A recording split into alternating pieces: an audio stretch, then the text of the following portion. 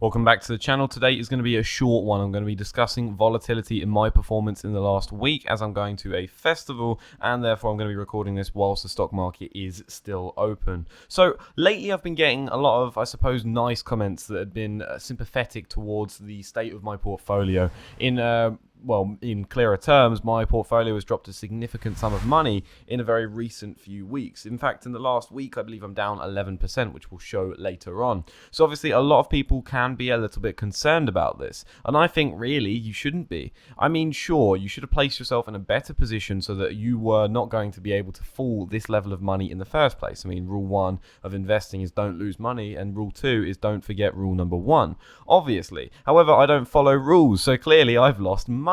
However, these aren't losses until they're crystallized.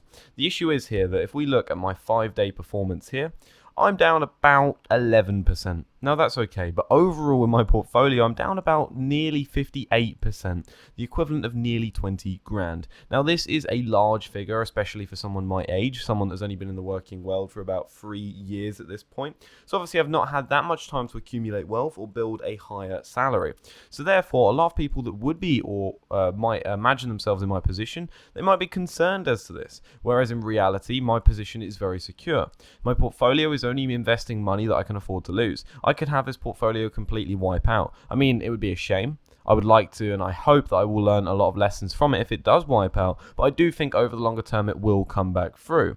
That said, I am averaging in money every single month. It's about £750 per month. However, I will aim to be adding more to that once I stop spending money like an absolute fool. But anyway, that's fine. So what's going on here is that, yes, I've had some volatility. I'm down 11%, but in reality, this doesn't bother me in the slightest. You might imagine yourself in that position. You might be concerned about it, but because I've positioned myself, I'm not worried about too many overhead financial obligations. It just means that I'm actually in a very comfortable position. I have an emergency fund outside of the portfolio. It means if shit hits the fan, right, I'm okay. I know I'm going to continue moving on. I've now got a motorcycle. I'm able to work flexibly. I go into the office frequently. My job, I believe, is very secure at this point. It's at a point where I know that if things do go wrong, I'm there. I'm ready. I've got a plan of action for that emergency.